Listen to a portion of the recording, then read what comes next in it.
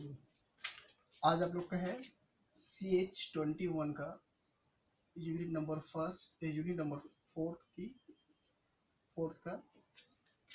आपका टॉपिक है charge distribution.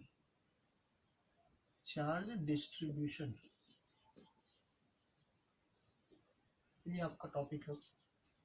देखिए चार्ज डिस्ट्रीब्यूशन एक्चुअल में यहाँ पे क्या होता है, जब हम इसका इंट्रोडक्शन लिखेंगे अभी तो ये हमारा क्या बताता है। सबसे पहले फर्स्ट चार्ज डिस्ट्रीब्यूशन, इसके मतलब हम लोग पहले ये समझना है कि ये होता क्या चीज़ है। ठीक है, कि जब हम लोग क्या करते हैं किसी भी एटम की बात करते हैं मान लिया जाए कोई एक आपका एटम है और इस एटम का जेड जो होती है उसका एटॉमिक नंबर कहलाता है ठीक है, अब ये जो जेड नंबर जो होती है उसके एटॉमिक नंबर होने के साथ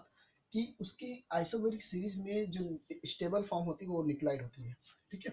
अगर ये Z number stable form of the isobaric series में है ना, क्या होगा, ये आइसोबोरिक जो सीरीज होती है, आइसोबोरिक सीरीज में न्यूक्लाइड क्या होती है, स्टेबल होती है। न्यूक्लाइड जो होती है कैसा होता है आपका, ये स्टेबल होती है। कि कैसे, कि अगर हम लोग इस न्यूक्लियस की बात कर रहे हैं और इसकी एटॉमिक जो जेड है, एटॉमिक नंबर है ना, तो एटॉमिक नंबर हमको पहले से पता है कि एटॉमिक नंबर क्या होता है, कि एटॉमिक नंबर या प्रोटॉन्स के नंबर ले तो जेड इक्वल जो होता है आपका प्रोटॉन्स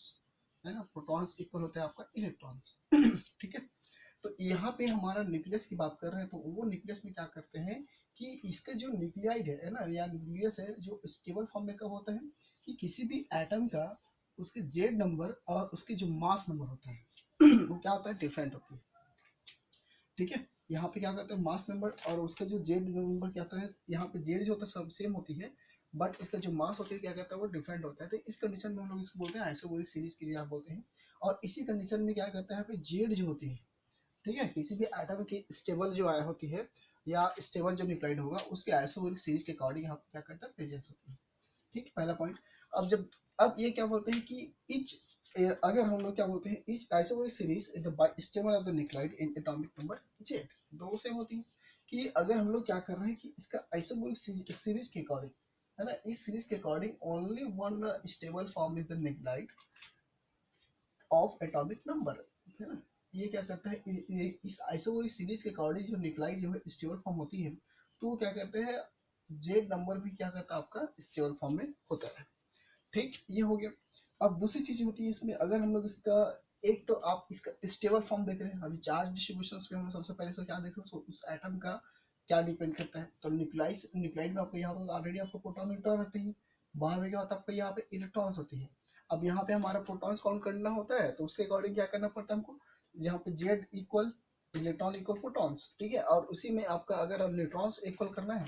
तो आपका मास नंबर के अकॉर्डिंग हमको करना पड़ता है। ठीक, तो हम क्या देख रहे हैं, सिर्फ इसका स्टेबल फॉर्म देख रहे हैं जो कि इसका न्यूक्लाइड जो प्रेजेंट होती है ऑलरेडी। यहाँ पे न्यूक्लाइड में क्या होता है, प्रोटॉन पॉजिटिव चार्ज, एक होता है आपका न्यूट्रल चार्ज। ठीक है, अब हम इसको पिछले क्लास से पढ़ चुके हैं कि यहाँ पे हमारा ये कैसे यहाँ पे आपका बाहर निकलती है, कैसे इसमें चार्ज बनता है। ठीक, तो अब क्या होती है कि अगर यही चीजें यहाँ पे हमारा प्रेजेंस है तो इस फॉर्म में स्टेबल फॉर्म कब होता है, जब उसकी आइसोबैरिक सीरीज में है ना क्या करता है, वो आपका आइसोबैरिक सीरीज होती है तब यहाँ पे न्यूक्लाइड क्या होता है, स्टेबल होती है। अब वो न्यूक्लाइड स्टेबल हुआ तो उसका कंडीशन क्या होगा, एटॉमिक जेड नंबर भी क्या होता है आपको एक तरह का स्टेबल फॉर्म होती है। तब इसमें एक तरह से क्या कहते हैं, corresponding to the Z orbitals, Z of the maximum binding energy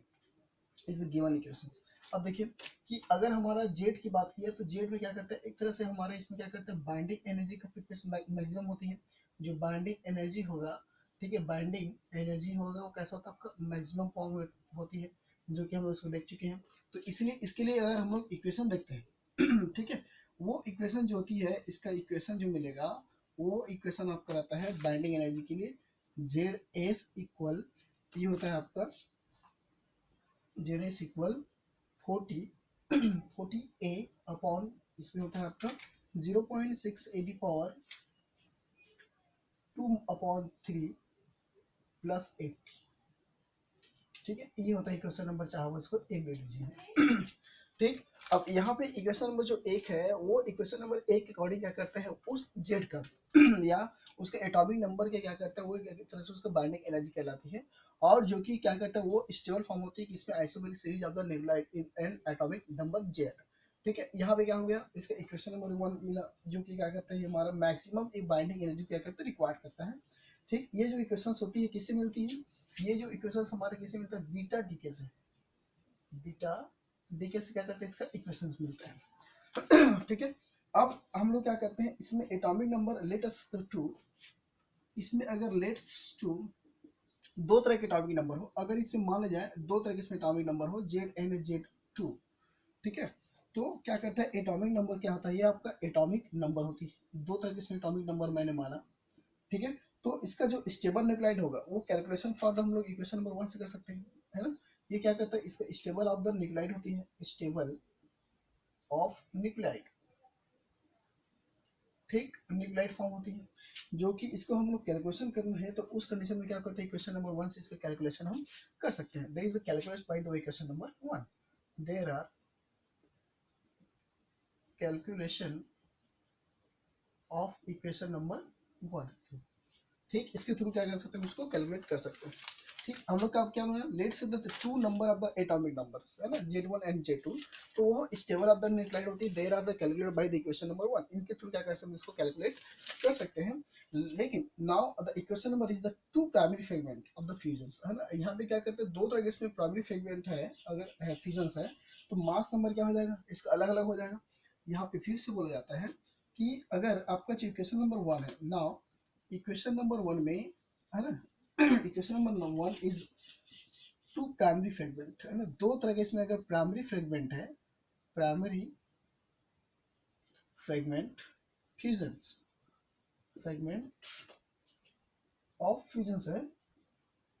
fusions होगा, है ना, तो मास नंबर क्या हो जाएगा, इसका जो मास नंबर होगा, है ना, mass number it is a equal हो जाएगा आपका A1 एंड A2, ठीक, हम दो तरह के इसमें एटॉमिक नंबर लिया तो दोनों तरह के एटॉमिक नंबर में क्या हो जाएगा, इसका primary fragment of the fusions का मास नंबर A1 एंड क्या हो जाएगा आपका A2 हो जाएगा, तो so will be the chain under the successive with the beta decay, अब इसीलिए अगर एग्जांपल ग्रुप में हम लोग देखेंगे तो उस कंडीशन में क्या हो जाएगा आपका ये जो आपका ये जो मिल रही है ना, या इसको एग्जांपल नहीं लेकर क्या सकते हैं, ये हमारा किससे मिलता है, आपका ये बीटा डीके से, दोनों इक्वेशंस, ठीक, बिना बीटा डी के इस पे मिलेगा। अब क्या बोलते हैं कि अगर हम लोग देखिए इसको पहले फिर से समझ लीजिए, चार्ज डिस्ट्रीब्यूशन को हम लोग पहले इसको देख रहे हैं, फिर उसके बाद आऊंगा मैं आगे कि सबसे पहले फर्स्ट हम लोग चार्ज डिस्ट्रीब्यूशन में क्या कर रहे हैं, किसी भी एटम को हम लोग लिए, अब उस एटम को लेने के बाद क्या कर रहे हैं कि इसका जो स्टेबलाइट होती है न्यूक्लाइड, वो कौन सी सीरीज में होती है, आपका आइसोबोरिक सीरीज में होती है, अब वो आइसोबोरिक सीरीज में आपका न्यूक्लाइड जो स्टेबल होता है वहाँ पे एटॉमिक नंबर भी क्या हो जाता है, स्टेबल फॉर्म हो जाती है, देन इसमें इसका बाइंडिंग एनर्जी की बात करते हैं, तो बाइंडिंग एनर्जी क्या होता है, यहाँ पे इसका एटॉमिक नंबर जेड जो होता है वो क्या होता है, मैक्सिमम रिकॉर्ड करता है, तो इसलिए बीटा डीके के अकॉर्डिंग क्या करता है, आपका इसका जो मैक्सिमम बाइंडिंग एनर्जी होगा वो क्या जाएगा आपका जेड 48 अपॉन क्या हो जाएगा 0.6 ए 2/3 प्लस 80, ये होता है आपका बीटा डी के इक्वेशन नंबर 1, ये जो इक्वेशन कहलाता है हमारा कैसा होता है आपका दो फ्रेगमेंट का, है ना, two fragments of this the binding energy, ठीक, तो यहाँ पे क्या किया कि अगर हम लोग Z1 Z2 दो एटॉमिक नंबर होती है जो कि stable of the nuclide, there are the calculated by the equation number 1, हम इसको पहले इक्वेशन को सॉल्व कर चुके हैं कि इसमें कैसे हमारा दो तरह का इसमें एटॉमिक नंबर और एटॉमिक मास प्रेजेंस होती है, तो ये इसी को शो करता है कि इक्वेशन नंबर 1 में टू क्या करता है, एकदम primary fragment of the fusions number mass A1 और A2 होती है, ठीक है, तो ये जो होती है आपका क्या करते हैं, दो तरह का क्या करता है, एक एटॉमिक नंबर और मास नंबर दोनों क्या करते हैं, इंडिकेट करता है। अब बारी आती है इसके चार्ज का, ठीक है, अब इसमें अगर हम इसके चार्ज को देखें, ठीक, इसमें बोलते हैं इसका अगर हम लोग इसी का इसके चार्ज की बात करते हैं तो now required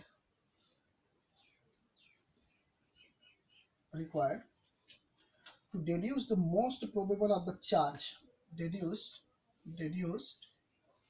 the most probable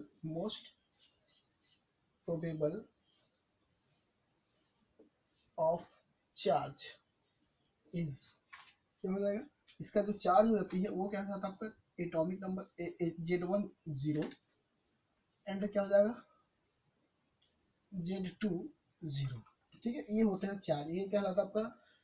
ये जो होती है ना, जो चार्ज होती है ये क्या होता है आपका प्राइमरी फ्रेगमेंट फ्यूजन्स कहलाती है, प्राइमरी फ्रेगमेंट फ्यूजन्स के रूप में मिलती है, फ्यूजन्स होती है, ठीक, ये होती है कि इस तरह जो चार्ज जो बनती है ना, कि पहले हम लोग क्या करें, इनका जो प्रोबेबल ऑफ द चार्ज होती है वो आपका atomic Z number Z1 0 and Z2 0 होती है, जो कि क्या करते हैं प्राइमरी फ्रेगमेंट जो फ्यूजन होता है उनके अकॉर्डिंग हमको ये मिलती है। ठीक है, अब इसमें जो कंडीशन अप्लाई होती है, देखिए ये जो प्राइमरी चार फ्रेगमेंट जो होती है ना फ्यूजन, हम लोग कल इसमें देखें कि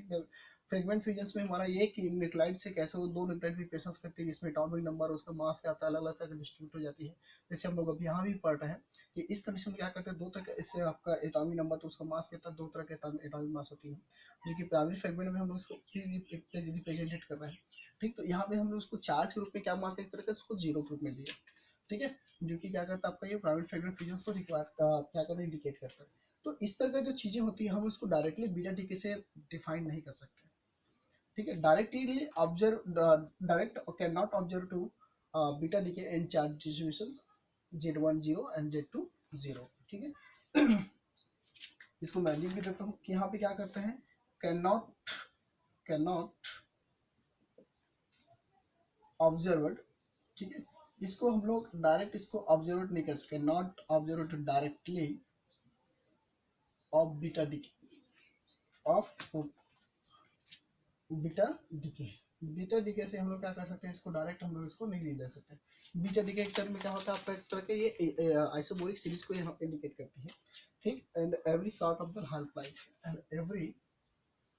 सॉर्ट ऑफ हाफ लाइफ। ठीक, ये उसकी कंडीशन अप्लाई करता है। ठीक,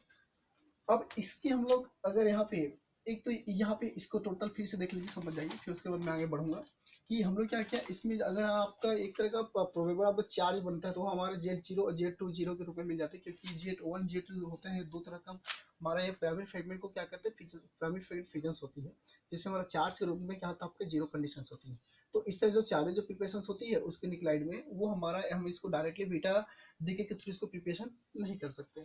ठीक है, अब अगर यदि हम लोग इसी की बात करें